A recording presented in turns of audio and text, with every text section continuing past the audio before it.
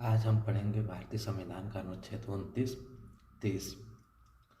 भारतीय संविधान का 29 और 30 संस्कृति और शिक्षा संबंधी अधिकार से संबंधित है। इसमें अल्पसंख्यकों को, खास करके अल्पसंख्यकों को ही संस्कृति और शिक्षा संबंधी अधिकार प्रदान किए गए हैं।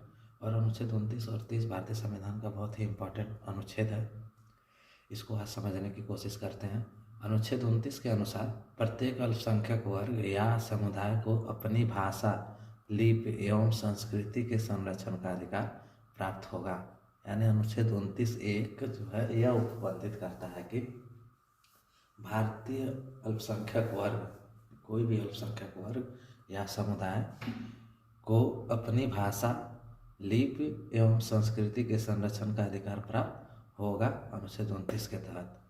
अनुच्छेद 29(2) के अधीन राज्य द्वारा पोषित अथवा राज्य निधि से सहायता पाने वाले किसी शिक्षा संस्था में प्रवेश पाने से किसी भी नागरिक को केवल धर्म, मूल, वंश, जाति, भाषा अथवा इनमें किसी भी आधार पर वंचित नहीं किया जाएगा। यानी 29 तो अल्पसंख्यक को यह अधिकार प्रदान करता है कि वो अपनी भाषा, लिपि एवं संस्कृति का संरक्षण कर सकें।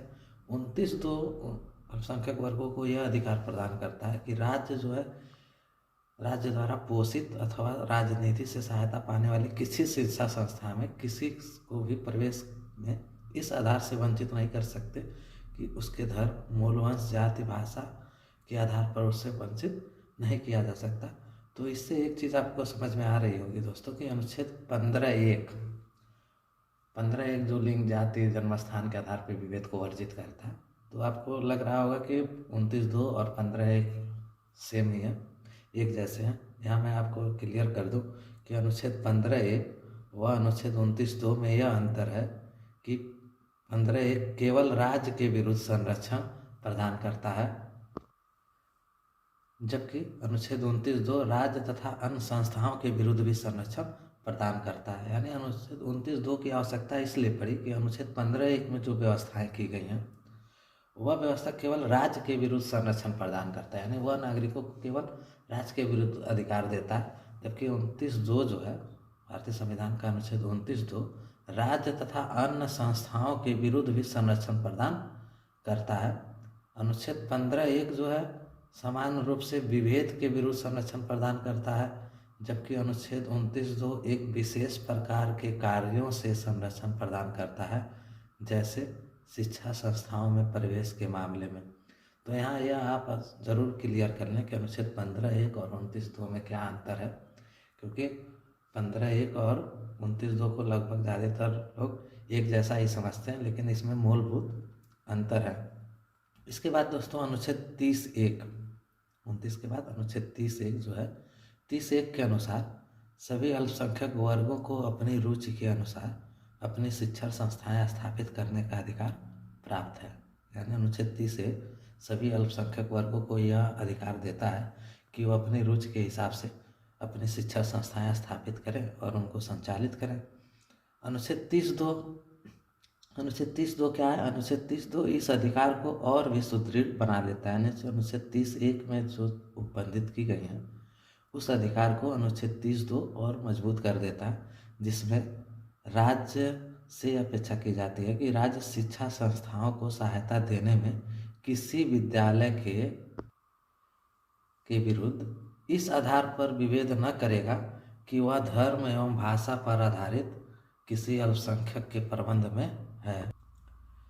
यहाँ आपको ये भी बताना है कि इसमें जो अल्पसंख्यक वर्ग का इस्तेमाल किया गया भारतीय संविधान के भाग 29 और 30 में जो अल्पसंख्यक वर्ड लिखे गए हैं, अल्पसंख्यक वर्ग शब्द का अर्थ है कि यह जो अल्पसंख्यक वर्ग शब्द है इसमें वो लोग आएंगे जो भाषा और संख्या के हिसाब से अल्पसंख्यक हों। यानी इसमें उन लोगों को अल्पसंख्यक माना गया है जो भाषा के आधार पे भी अल्पसंख्यक हों अथवा धर्म के आधार पे अल्पसंख्यक हों। दोनों को अल्पसंख्यक के श्रेणी में ही रखा जाएगा। भाषा के आधार पर अगर अल्पसंख्यक हैं तो भी अल्पसंख्यक ही माना जाएगा। अगर धर्म के आधार पर अल्पसंख्यक हैं तो वो अल्पसंख्यक होंगे और उनको 29 और 30 में प्रदत्त अधिकार जो है प्राप्त होगा। एक चीज़ और दोस्तों देखिए, जो 29(1) है और 29(1) और 30(1) संविधान का अनुच्छेद 29(1) और 30(1) जो संस्कृति और शिक्षा संबंधी अधिकार से संबंधित है।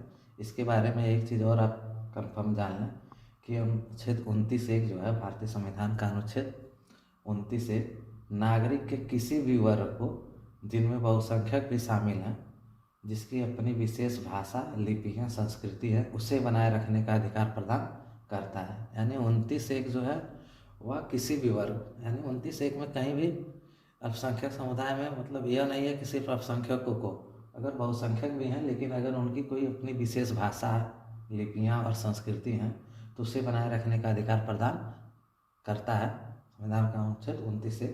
जबकि अनुच्छेद 30(1) द्वारा प्रदत्त अधिकार केवल ऐसे अल्पसंख्यकों को ही प्रदान किया गया जो धर्म या भाषा से अल्पसंख्यक हैं।